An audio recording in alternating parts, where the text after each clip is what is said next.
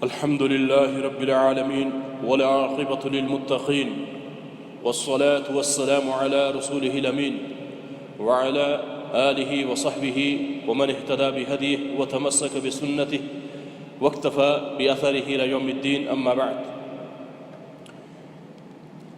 احبابنا الکرام، آج کے ہمارے اس درس کا موضوع الذبح لغیر اللہ کے متعلق ہے کہ غیر اللہ کے نام پر ذبح کرنا، اس کا کیا شرعاً کیا حکم ہے، اور اسی کے ساتھ ایک ملا ہوا دوسرا نقطہ کہ وہ جگہ کہ جہاں غیر اللہ کے لیے ذبح کیا جائے وہاں اللہ کے نام پر بھی ذبح نہیں کیا جا سکتا،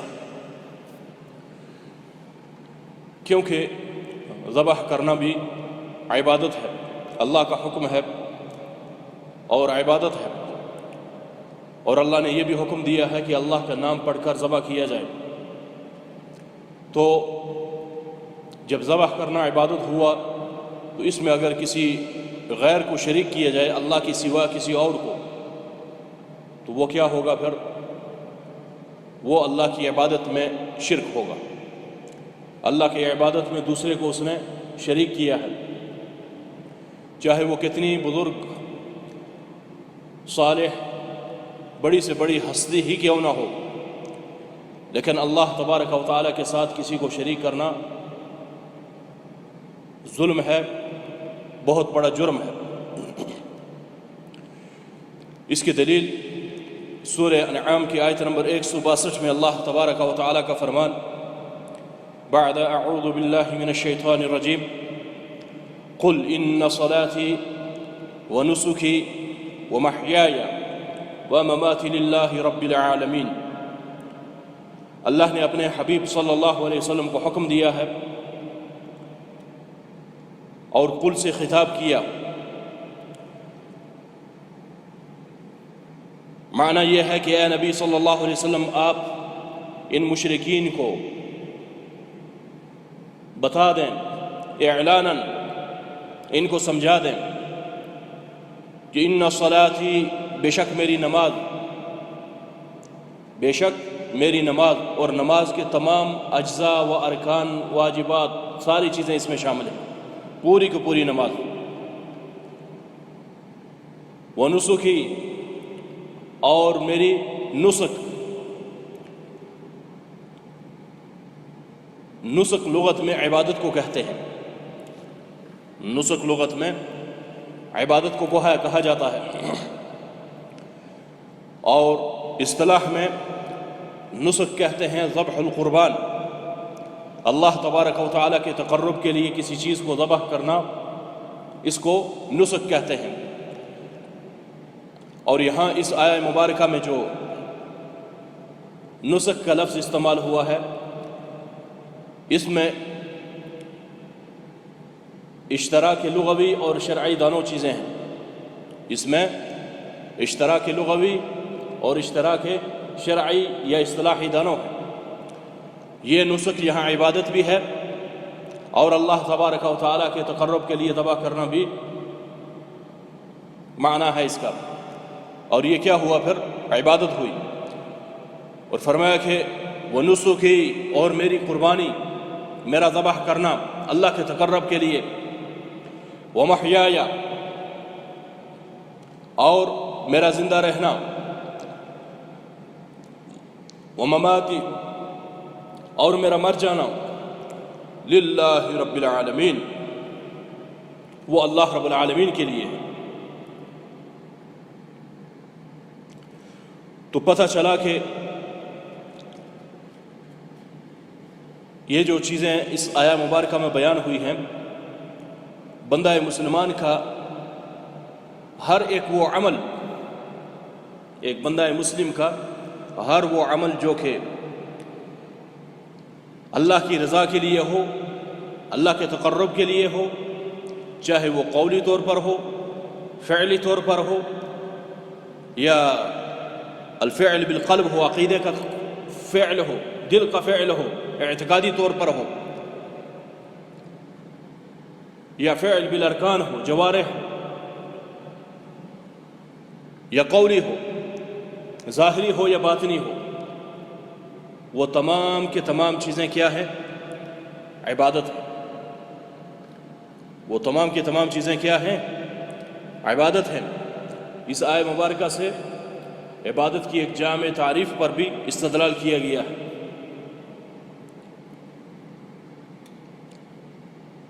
کہ العبادہ اسم جامع لكل ما يحبه الله ويرضاه من الأقوال والأفعال الظاهرة والباطنة۔ اس آیہ مبارکہ سے عبادت کے اس مفہوم کا استدلال کیا گیا، اور بالاسف الشدید آج ہمارے معاشرے میں سمجھا جاتا ہے کہ عبادت صرف ایک نماز پڑھنے کا نام ہے، صرف روزہ رکھنے کا نام ہے۔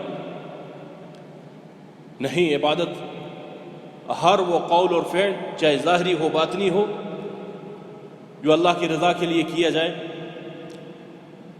وہ عبادت ہے۔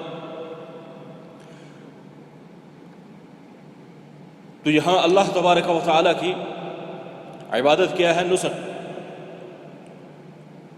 تقرب کے لیے ذبح کرنا، یہ اللہ کی عبادت ہے۔ اور مشرکین بتوں کے تقرب کے لیے کیا کرتے تھے؟ ذبح کرتے تھے۔ بتوں کے تقرب کے لیے، اصنام و اوثان کے تقرب کے لیے وہ جانوروں کو ذبح کرتے تھے۔ اور آج بھی ہمارے معاشرے میں درباروں پر، آستانوں پر اور خانقاہوں پر، مزارات پر جانوروں کو ذبح کیا جاتا ہے۔ کس لیے؟ تاکہ یہ پیر بابا، یہ اصحاب مزار، یہ اصحاب قبر ہماری سفارش کریں۔ درگاہوں کے نام پر منتیں مانی جاتی ہیں۔ تو یہ کیا ہے بھائی؟ اسلام سے اس چیز کا کوئی تعلق نہیں ہے، یہ شرک ہے،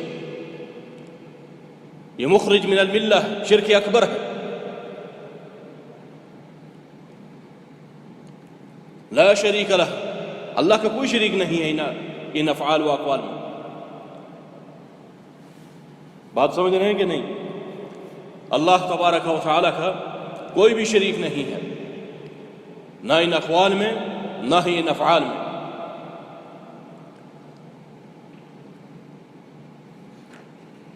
اس لیے یہ صرف اور صرف اللہ واحد الاحد کا حق ہے کہ اسی کے لیے ان کو بجا لایا جائے۔ وَبِذَلِكَ أُمِرْتُ وَأَنَا أَوَّلُ الْمُسْلِمِينَ، اللہ نے اپنے نبی صلی اللہ علیہ وسلم کو اسی کا حکم دیا ہے، اور فرمایا کہ سب سے پہلے سر خم تسلیم ہونے والا میں ہوں۔ اسلام کا معنی یہ ہے الاستسلام، کہ اللہ تبارک و تعالیٰ کے اوامر کے سامنے سر خم تسلیم ہو جائے، اس کو مان لے، قبول کرے، سرنڈر کر دے، اور نواہی سے اجتناب کرے۔ کیوں؟ چونکہ چنانچہ یہ چیز نہیں چلے گی۔ یہی ایمان بالغیب ہے، جو اللہ کا حکم آئے اس پر عمل کرو، جو نہیں آئے اس سے اجتناب کرو۔ بات سمجھ رہے ہیں کہ نہیں؟ تو یہ کیا معنی ہے؟ یہ معنی رکھتا ہے استسلام کا، کہ آپ نے جو بھی اللہ تبارک و تعالیٰ کی طرف سے آیا ہے اس کو سر خم تسلیم کر لیا ہے۔ جو رسول اللہ صلی اللہ علیہ وسلم کی طرف سے آیا ہے اسے کیا کیا؟ سر خم تسلیم کر لیا ہے، بغیر کسی وجہ، سبب اور علت کے۔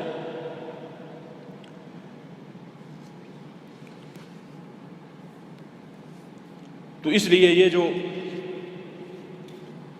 ذبح کرنا ہے یہ اللہ تبارک و تعالیٰ کا ہی حق ہے، اور اسی کے لیے ہی ذبح کیا جائے گا۔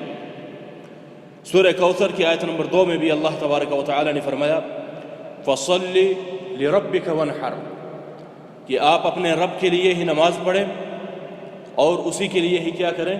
نحر کریں۔ اونٹ کو کیا کیا جاتا ہے؟ نحر کیا جاتا ہے۔ تو پتہ چلا کہ نحر کرنا، ذبح کرنا کس کے لیے ہے؟ اللہ رب العالمین کے لیے ہے۔ یہ اللہ کا حق ہے اور اسی کے لیے ذبح کیا جائے گا، نحر کیا جائے گا۔ اور ذبح کرتے ہوئے بھی اللہ تبارک و تعالیٰ کا نام لیا جائے گا۔ یہ بہت ہی حساس مسئلہ ہے۔ اگر آپ کسی شخص کو مسلمان کرنا چاہتے ہیں، کسی کافر کو، غیر مسلم کو، جو مسلم نہیں ہے، کافر ہے، تو اس کے لیے کیا آپ اسے پڑھائیں گے شہادتین، اشہد ان لا الہ الا اللہ و اشہد ان محمد رسول اللہ، پھر وہ دائرہ اسلام میں داخل ہوگا۔ لیکن یہاں اتنا حساس مسئلہ ہے کہ یہاں شہادتین کو مکمل نہیں پڑھا جائے گا، یہاں صرف اللہ کا نام لیا جائے گا۔ بات سمجھ رہے ہیں یا نہیں؟ یہاں صرف اللہ کا نام لیا جائے گا۔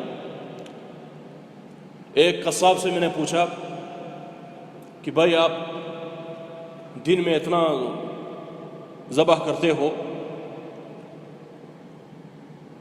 تو آپ کیا پڑھتے ہو؟ وہ کہتا ہے کہ میں پڑھتا ہوں تکبیر ابراہیم کی اسماعیل پر خلیل اللہ، تکبیر ابراہیم کی اسماعیل پر خلیل اللہ، یہ پڑھ کر وہ ذبح کرتا ہے۔ اب آپ اندازہ کریں کہ ایک شخص دن میں 4-5 جانور ذبح کرتا ہے اور سالوں سال سے اس کا یہ پیشہ ہے، یہ اس کا کاروبار ہے، اور وہ یہ پڑھ کر ذبح کر رہا ہے، اپنے آپ کو مسلم بھی ڈکلیئر کرتا ہے میں مسلم ہوں، لیکن اسے یہ پتہ نہیں کہ ذبح کرنے کے احکام و مسائل کیا ہے، کیا پڑھ کر ذبح کیا جائے گا، تو وہ اتنے سالوں سے لوگوں کو کیا کر رہا ہے؟ حرام کھلا رہا ہے، لوگوں کو حرام کھلا رہا ہے۔ تو اللہ تبارک و تعالیٰ کا نام لے کر ذبح کیا جائے گا، بسم اللہ، اللہ اکبر، اور اللہ کے سوا اگر کسی اور کا نام لیا تو وہ جانور ذبح نہیں بلکہ وہ کیا ہو جائے گا؟ حرام ہو جائے گا، مردار ہوگا۔ اسی طرح ذبح کرنا جو ہے عبادت ہے، تو ذبح کرنے والا شخص کیا ہونا چاہیے؟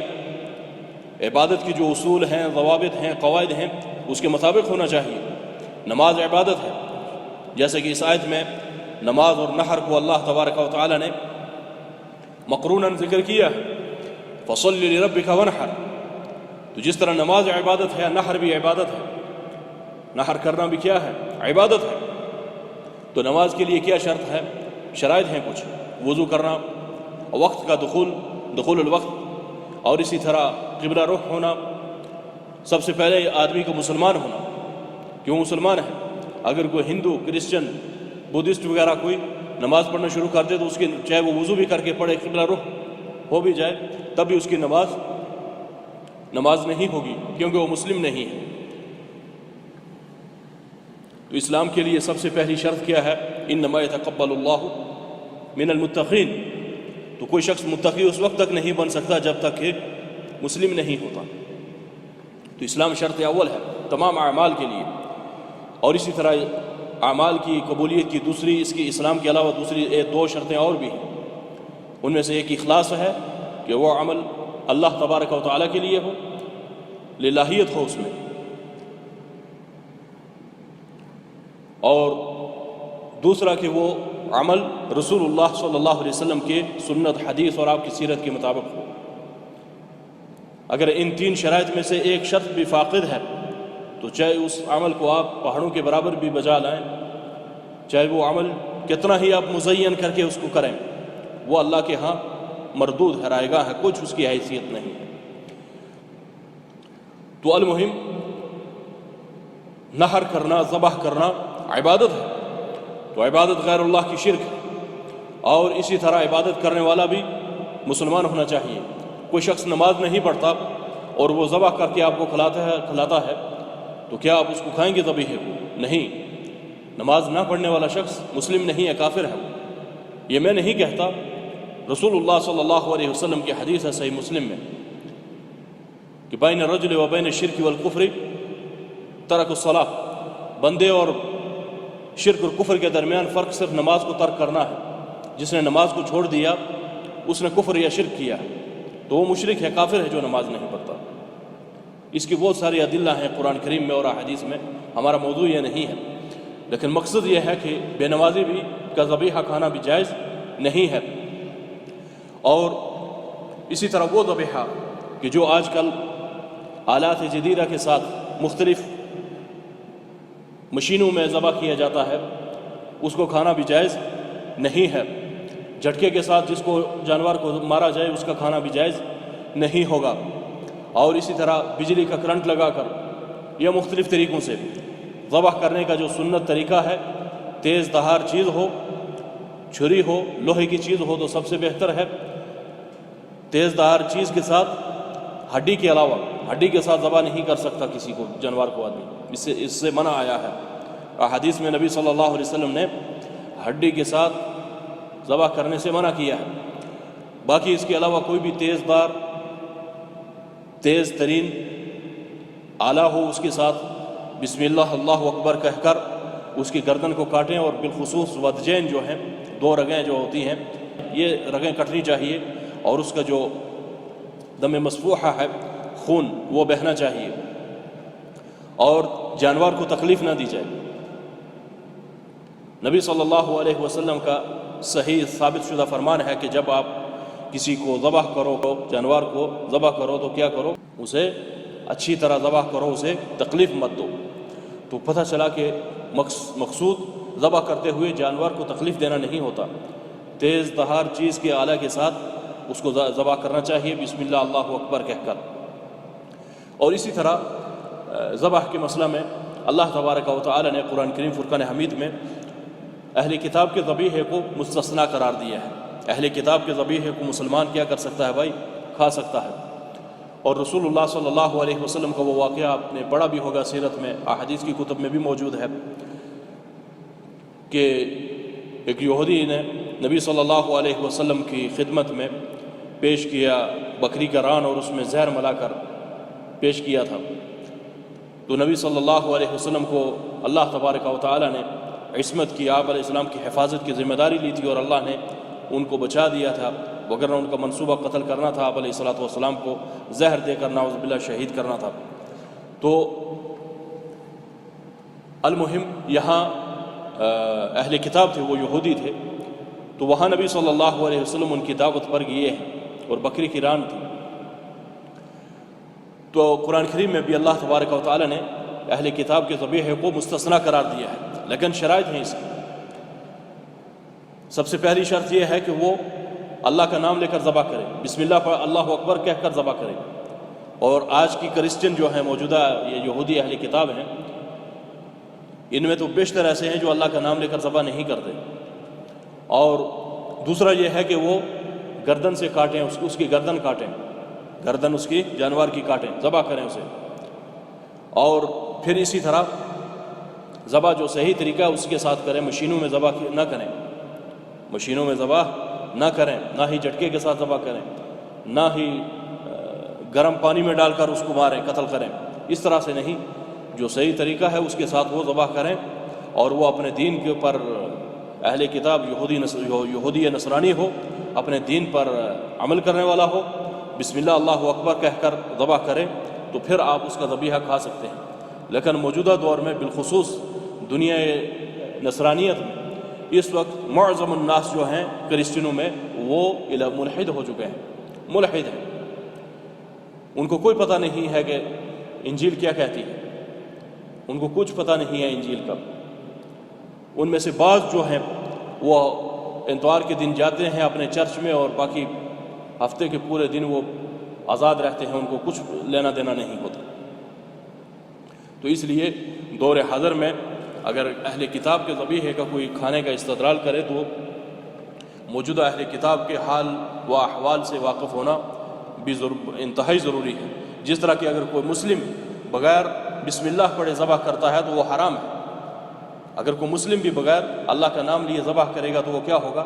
حرام ہوگا۔ تو ایک جو مسلم نہیں ہے، کافر ہے، اہل کتاب میں سے یہودی نصرانی ہے، تو وہ اگر اللہ کا نام نہ لے کر ذبح کرے گا تو وہ حلال کیسے ہوگا؟ وہ بھی حرام ہوگا۔ اور اسی طرح ذبح جو شرائط ہیں، ذبح کا جو طریقہ ہے، اگر اس کے مخالف وہ کچھ کرے گا، اس کو قتل کرے گا جانور کو، تو وہ بھی کھانا حلال نہیں ہے۔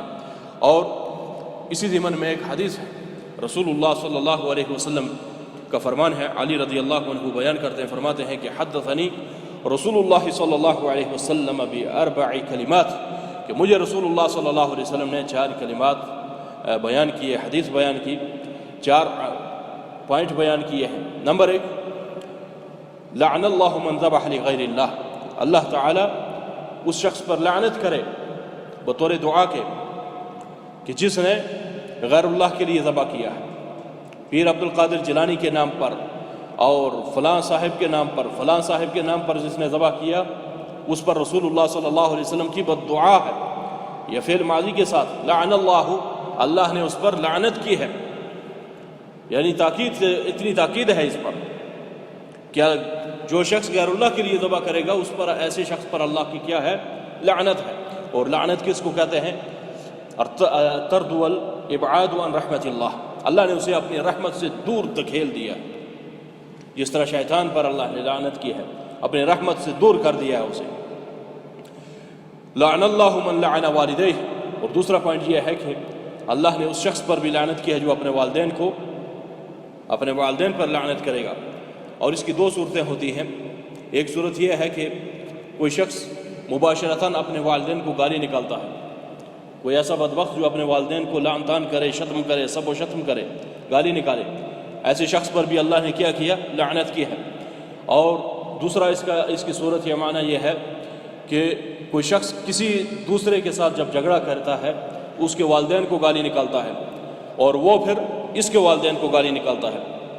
یہ رسول اللہ صلی اللہ علیہ وسلم نے کی حدیث آپ علیہ السلام نے بیان کیا، فرمایا کہ یسب ابا الرجل فیسب اباہ ویسب امہ فیسب امہ، کہ یہ جب جھگڑا کرتے ہیں 2 شخص آپس میں تو یہ اس کے باپ کو گالی نکالتا ہے، وہ پھر اس کے باپ کو گالی نکالتا ہے، یہ اس کی ماں کو گالی نکالتا ہے، وہ اس کی ماں کو گالی نکالتا ہے۔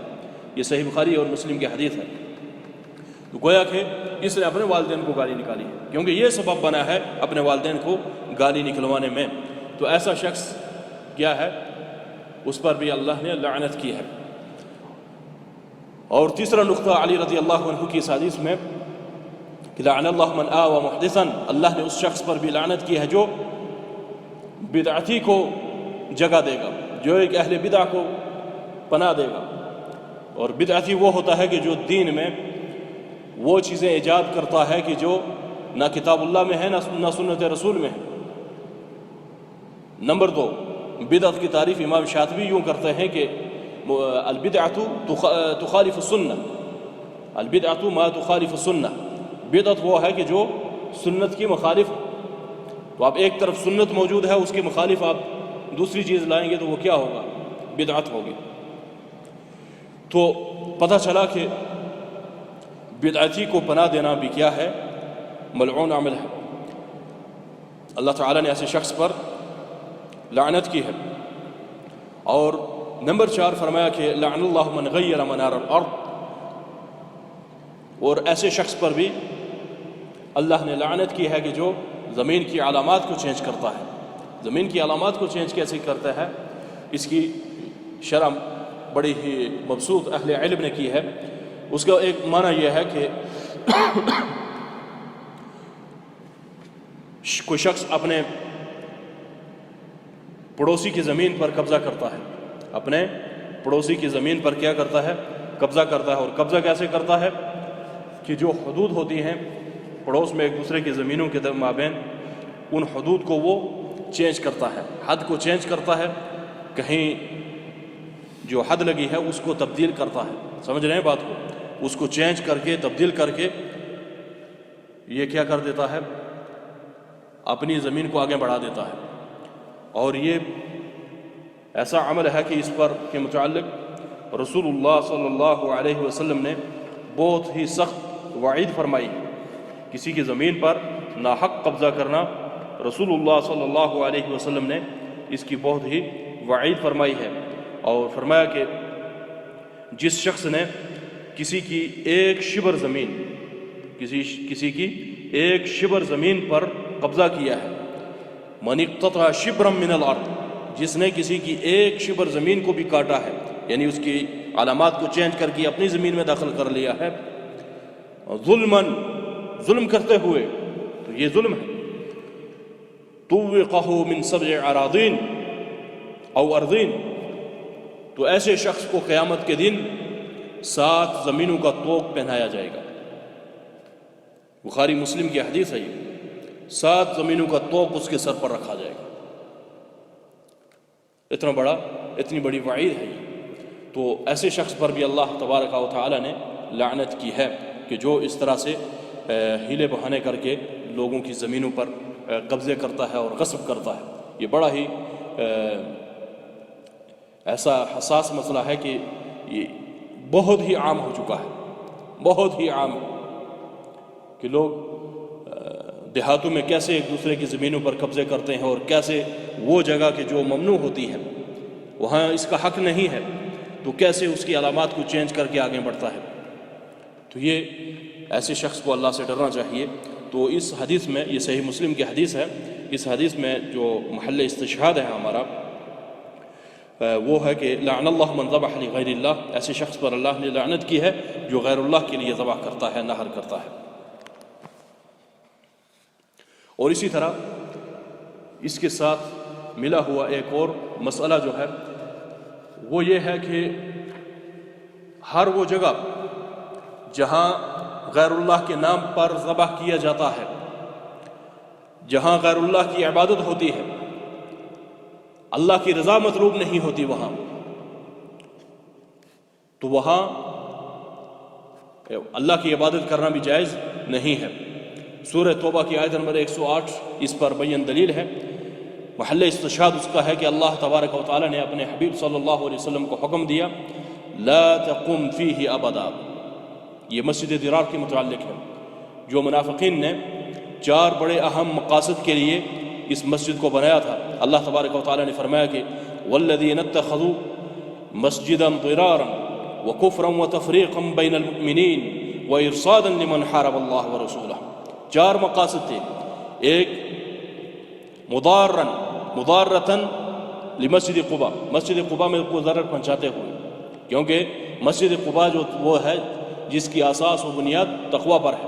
بعض اہل علم کا کہنا ہے کہ اس آیت سے مراد کی مسجد اسس علی تقوی، اس سے مراد مسجد نبوی ہے، دونوں ہو سکتی ہیں، مسجد قباء بھی اور مسجد نبوی بھی، دونوں کی اساس و بنیاد تقوی پر ہی ہے۔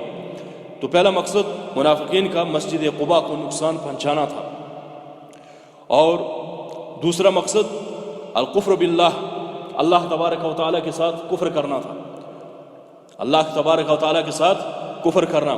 اور تیسرا مقصد التفریق بین المؤمنین، اہل ایمان کے درمیان تفرقہ پیدا کرنا تھا، ان کے درمیان جدائی پیدا کرنی تھی، فرقوں میں بانٹنا تھا۔ اور چوتھا مقصد ارصاد لمن حارب اللہ ورسولہ، اس کو مورچہ بنانا تھا مرصد کے طور پر، مرصاد کے طور پر۔ کیسے کہ جو اللہ اور اللہ کے رسول کے خلاف جنگ کر رہا ہے، اس کے خلاف، ایسے شخص کے خلاف مضبوط ترین ایک کمین، ایک مورچہ، مرصاد بنانا تھا۔ تو اللہ تبارک و تعالیٰ نے اپنے نبی صلی اللہ علیہ وسلم کی طرف حکم، جب یہ آیات نازل کی، وحی کی، تو اللہ کے رسول صلی اللہ علیہ وسلم نے اس مسجد کو، صحابہ کو کہا کہ اس کو گرا دو، ہٹا دو اس کو راستے سے۔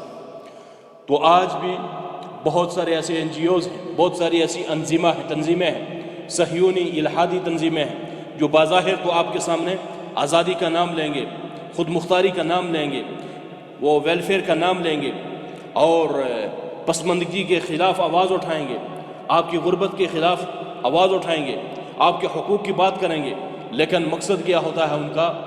اللہ کی قسم مقصد ان کا آپ کو امیر بنانا نہیں ہوتا، آپ کو ایجوکیٹ کرنا نہیں ہوتا، آپ کو آزاد کروانا نہیں ہوتا، آپ کو ظلم اور بربریت سے نجات دلانا نہیں ہوتا۔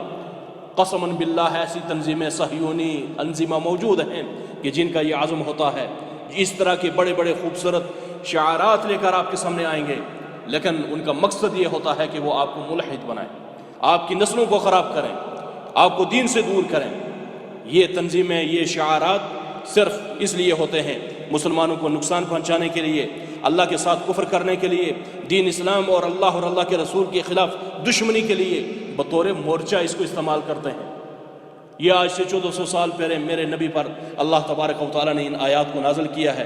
آج بھی اگر ہم ان آیات کو کے پس منظر میں موجودہ معاشرے میں جو NGOs کام کرتے ہیں ان کو دیکھتے ہیں تو برب الکعبہ یہ 100% اس پر فٹ آتی ہیں یہ آیات۔ بہت ساری ایسی تنظیمیں اور صہیونی ہیں، فری میسن تنظیمیں جو ہیں، کہیں سوشلزم کے نام پر، کمیونزم کے نام پر، کارل مارکس کے پجاری، وہ آپ کے دین کے دشمن، آپ کے دشمن، آپ کی نسلوں کے دشمن ہیں۔ وہ صرف و صرف آپ کو دین سے دور کرنے کے لیے یہ ان شعارات کا استعمال کر رہے ہیں۔ اور آج کی جاہل قوم ہماری، آج کا جاہل نوجوان جو قطعاً دین و اسلام سے دور ہے، وہ بڑی ہی فراست کے ساتھ ایسے لوگوں کے گلے ملتا ہے، جا کر ان کے تیروں کا شکار ہو جاتا ہے۔ اس لیے ہر وہ جگہ آج ہمارا موضوع جو ہے وہ یہ نہیں، انشاءاللہ آنے والے دروس میں ہم اس موضوع پر گفتگو کریں گے باذن اللہ تعالی۔ الحاد اور انظمہ الحادیہ جو الحادی تنظیمیں ہیں، ان کے کیا مقاصد ہوتے ہیں، کیا اغراض ہوتے ہیں، اور کہ کس طرح سے وہ اپنے ہیلے اور طرق کو استعمال کر کے ایک مسلم کمیونٹی میں، مسلم مجتمع میں وہ داخل ہوتے ہیں اور اس میں تخریب کاری کرتے ہیں، اور غزو الفکری کی ایک جو کے ساتھ وہ حملہ آور ہوتے ہیں۔ غزو الفکری یعنی کہ انسان کے ذہنوں پر وہ حملہ کرتے ہیں اور فکر کو وہ مقبوضہ کر دیتے ہیں، محتل کر دیتے ہیں۔ تو المہم اس آیت میں، سورہ توبہ کی آیت نمبر 108 میں اللہ تبارک و تعالیٰ نے جہاں یہ ان مقاصد کے لیے انہوں نے مسجد بنائی، وہاں اپنے نبی کو جا کر کھڑا ہونے سے منع کر دیا ہے۔ تو اس سے پتہ چلا کہ جہاں غیر اللہ کی عبادت اللہ کی سوا کسی اور کو مطلوب ہو، وہ جگہ کہ جہاں اللہ کی عبادت مقصود نہ ہو، اللہ کی رضا مقصود نہ ہو، تو وہاں اللہ کی رضا کے لیے بھی عبادت نہیں کی جا سکتی۔ یہاں اللہ کی رضا کے لیے بھی عبادت کرنا جائز نہیں ہے۔ اور اس سے بھی پتہ چلتا ہے کہ وہ جتنے بھی مزارات ہیں، جتنے بھی درگاہیں ہیں، جتنے بھی خانقاہیں ہیں، اور جتنے بھی ایسی جگہ ہیں جہاں پر غیر اللہ کے نام پر، پیر باباؤں کے نام پر، نقشبندیت، چشتیت، قادریت، سہروردیت کے سلسلوں، تصوف کے سلسلوں پر بیعتیں کرنے کے لیے خانقاہیں بنائی ہیں، اور ان خانقاہوں پر میلے لگتے ہیں، پھر اعیاد جاہلیہ ہوتی ہیں، وہاں پر تصوف، شرک پر بدعات اور بدعات و خرافات پر بیعت ہوتی ہے، اور ایسی جگہ پر بکرے اور میلے لگتے ہیں، ذبح ہوتے ہیں، اور ایسے بکرے چھترے کھانا وہاں حلال نہیں، حرام ہے۔ اس کی دلیل ایک اور صحیح حدیث سے میں آپ کو دیتا ہوں۔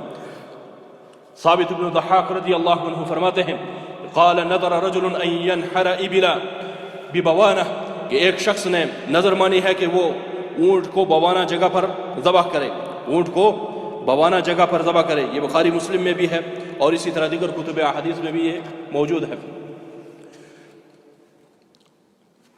ایک شخص نے منت مانی ہے، نظر مانی ہے، نظر پر بھی ہم مستقل انشاءاللہ ہم درس کریں گے، ریکارڈ کروائیں گے آپ کو، کہ وہ ایک اونٹ کو نحر کرے بوانہ جگہ پر۔ فسأل النبی صلی اللہ علیہ وسلم، تو اس نے نبی صلی اللہ علیہ وسلم سے سوال کیا، تو آپ علیہ الصلوۃ والسلام نے جو پوچھا آپ اس پر ذرا غور کریں۔ فقال هل كان فيها وطن من اوثان الجاہلیہ، کیا وہاں بوانہ پر جگہ پر کوئی وثن تھا اوثان جاہلیہ میں سے، کوئی ایسی چیز تھی جس کی اللہ کے سوا پوجا کی جا رہی تھی؟ وثن صرف صنم کو نہیں کہتے، یہ لفظ عام ہے، ہر وہ جگہ جہاں میلہ لگتا ہو اور اس کی عبادت کی جا رہی ہو، اس کو کیا کہتے ہیں؟ وثن کہتے ہیں۔ هل كان فيها وثن من اوثان الجاہلیت یعبد، کیا یہاں کوئی وثن تھا اوثان جاہلیہ میں سے جس کی عبادت کی جا رہی تھی؟ قالوا لا، کہا کہ نہیں۔ اور یہاں یاد رکھیں کہ ہر ایک صنم جو ہے، ہر بت جو ہے وہ وثن ہے، لیکن ہر وثن بت نہیں ہے۔ وثن کبھی قبر بھی ہو سکتی ہے، کبھی کوئی درخت بھی ہو سکتا ہے، کوئی پتھر بھی ہو سکتا ہے، کوئی بت بھی ہو سکتا ہے۔ تو وثن عام ہے اور صنم خاص ہے جو بت بنا ہوتا ہے۔ پھر پوچھا آپ علیہ الصلوۃ والسلام نے، هل كان فيها عید من اعیادهم، کیا یہاں پر کوئی عید ہوتی ہے ان کی اعیاد میں سے؟ عاد یعود سے، عید مسلمانوں کی عید جو ہوتی ہیں وہ صرف 2 ہیں سال کی، مسلمانوں کی عیدیں سال میں صرف 2 ہیں، عید الفطر، عید الاضحیٰ۔ یہاں تو ہر سال درباروں اور مزاروں پر عرس بنائے جاتے ہیں، اور مجھے سمجھ نہیں آتی کہ یہ لوگ عرس کس ناحیت سے اس کو عرس کہتے ہیں۔ عرس عربی میں کسے کہتے ہیں؟ عرس شادی کو کہتے ہیں، عرس، عریسہ، عروسہ، اعراس، یہ شادی کے لیے یہ الفاظ استعمال ہوتے ہیں، دلہا کے لیے، دلہن کے لیے۔ تو یہ پیر بابا 100 سال سے فوت ہو چکا ہے، اب اس پیر کا یہ عرس کر رہے ہیں، اس پیر کی شادی کر رہے ہیں، وہاں میلے لگوا رہے ہیں۔ برکف یہ ان کی اپنی اصطلاحات ہیں، تصوف تو ایک مستقل مذہب ہے، اس کی اپنی ساری اصطلاحات ہوتی ہیں۔ المہم نبی علیہ السلام نے پوچھا کہ کیا وہاں کوئی میلہ لگتا تھا ان کے جاہلیت کے میلوں میں سے؟ تو یہاں سے پتہ چلا ہے کہ وہ جگہ جہاں ایسے عرس بنائے جا رہے ہوں، میلے لگ رہے ہوں، جہاں پر اللہ اور اللہ کے رسول کی محاربت کی جا رہی ہو، دشمنی کی جا رہی ہو، شرک ہو رہا ہو، بدعات اور خرافات پھیلائی جا رہی ہو، دین کے اس چہرے کو مسخ کرنے کی ناپاک کوشش کی جا رہی ہو، تو وہاں بھی آدمی کوئی منت نہیں مان سکتا، وہاں بھی کوئی نظر نہیں مان سکتا، وہاں جا کر بکرے چھترے ذبح نہیں کر سکتا۔ یہ صحیح حدیث ہے، رسول اللہ کی حدیث ہے، میں کسی کا قول نہیں سنا رہا۔ قالوا لا، انہوں نے کہا نہیں، وہاں بوانہ جگہ پر ایسی بات بھی نہیں ہے، وہاں نہ کوئی وثن ہے جس کی پوجا کی جا رہی تھی، اور نہ ہی کوئی عید ہے ان کی اعیاد جاہلیہ میں سے۔ فقال رسول اللہ صلی اللہ علیہ وسلم اوفی بنذرک، آپ علیہ السلام نے فرمایا کہ آپ اپنے نظر کو وہاں پورا کریں۔ تو پتہ چلا کہ ایسی جگہ جہاں پر غیر اللہ کی عبادت ہو رہی ہو، اعیاد جاہلیہ میں سے ہو، ان کی اوثان جاہلیہ میں سے ہو، تو پھر وہاں نظر بھی نہیں مانی جا سکتی اور نہ ہی پورا کی جا سکتی ہے۔ پھر اللہ کے رسول صلی اللہ علیہ وسلم نے فرمایا فَإِنَّهُ لَا وَفَا لِنَظَرٍ فِي مَعْصِيَةِ اللَّهِ، کہ جہاں اللہ کی معصیت ہو وہاں اس نظر کو پورا نہیں کیا جائے گا۔ جہاں اللہ کی نافرمانی ہو، معصیت ہو، وہاں نظر کو اگر کسی نے مانی بھی ہے تب بھی اس کو پورا نہیں کیا جائے گا۔ وَلَا فِي مَا لَا يَمْلِكُ ابْنُ آدم، اور ایسی نظر بھی آدمی نہیں مان سکتا کہ جس کی اسے طاقت نہیں ہے، جس نظر کی اسے طاقت نہیں ہے وہ نظر بھی آدمی نہیں مان سکتا۔ تو یہ ہمارے آج کے اس درس کا خلاصہ تھا۔ اللہ تعالیٰ سے دعا ہے کہ اللہ تبارک و تعالیٰ ہمیں اس پر عمل کرنے کی توفیق دے۔ وآخر دعوانا ان الحمد للہ رب العالمین۔